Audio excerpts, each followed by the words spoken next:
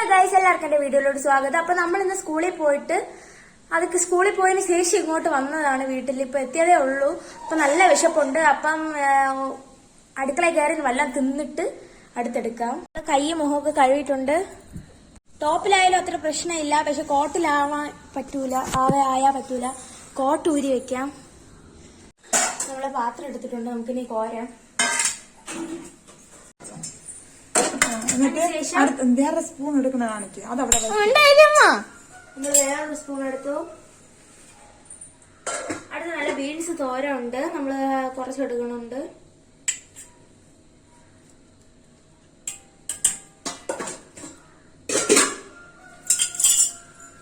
ഈ സ്പൂൺ കഴുകിയിട്ട്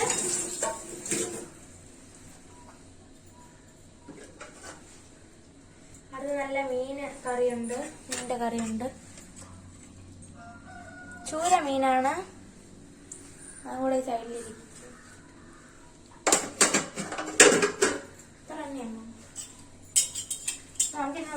നമ്മളിവിടെ സൈഡിലായിട്ട് പൊരിച്ച മീൻ വെച്ചിട്ടുണ്ടായിരുന്നു. നമുക്ക് അതുകൊണ്ട് എടുക്കാം, ഒന്നും മതി.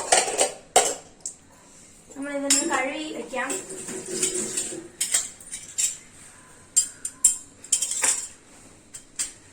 അപ്പൊ നിങ്ങൾ ഹാളിലോട്ട് പോവാം. അവിടെ പപ്പടം വെച്ചിട്ടുണ്ട്, അപ്പൊ അതും കൂടെ എടുത്ത് തിന്നാം. പപ്പടം 2 എടുത്ത് വെച്ചിട്ടുണ്ട്, നമുക്കിത് കഴിക്കാം. ചോറിന്റെ കട്ടി കൂടുതൽ നമ്മൾ വെജിറ്റബിൾസ് ആയിട്ടുള്ള എന്തെങ്കിലും സാധനം കഴിക്കണം. പ്രോട്ടീൻ ആയിട്ടുള്ള എന്തെങ്കിലും സാധനം കൂടെ ചേർക്കണം ആഹാരത്തിന്റെ കൂടെ. അങ്ങനെ ഞാൻ എല്ലാം കൂടെ എടുത്തിട്ട് വരുവാണ്.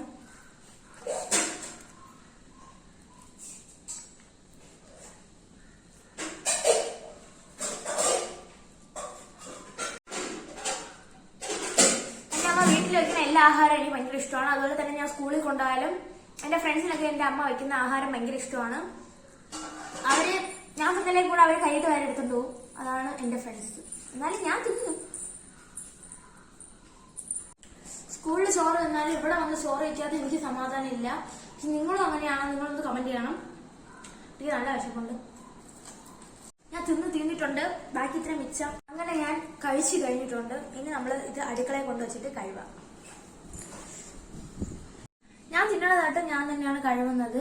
അപ്പൊ അതുപോലെ നിങ്ങളും ശീലിക്കണം. കാരണം അടുക്കളയിൽ നമ്മുടെ അമ്മമാരായിരിക്കും മിക്കതും പാത്രം കഴുകണം. അപ്പൊ അവർക്കൊരു സഹായമായിട്ട് നമ്മൾ ഇച്ചിരി കഴുകി വെക്കണം.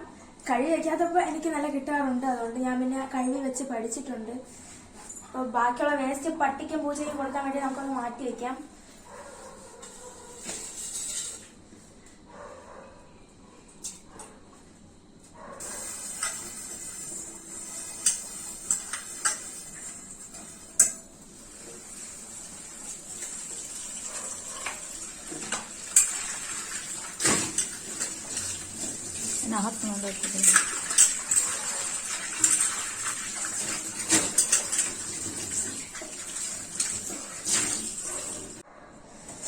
പാത്രം വെച്ച് കഴിഞ്ഞിട്ടുണ്ട്.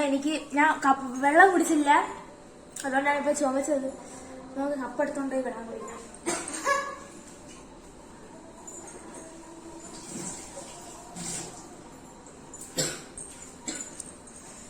ഇപ്പൊ എന്റെ അനിയത്തി ഇവിടെ ഇരുന്ന് തിന്നോണ്ടിരിക്കുകയാണ്.